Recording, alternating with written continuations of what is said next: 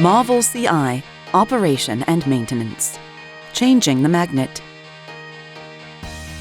If you need a new headpiece, take the magnet out of the previous headpiece and put it into the new headpiece. If you have a 3D magnet, insert it so that the arrow points up when the headpiece is on the head. The number indicating the strength should be facing towards the head.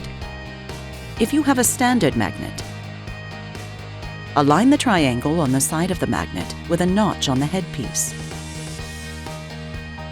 Place the magnets in the well with the shiny side facing upwards, away from the head.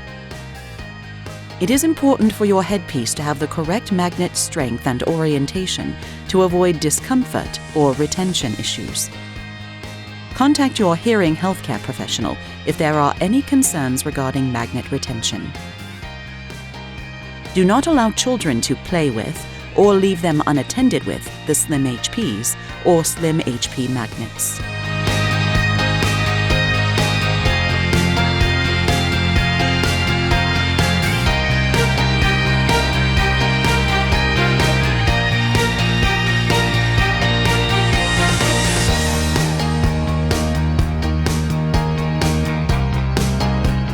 Marvel CI.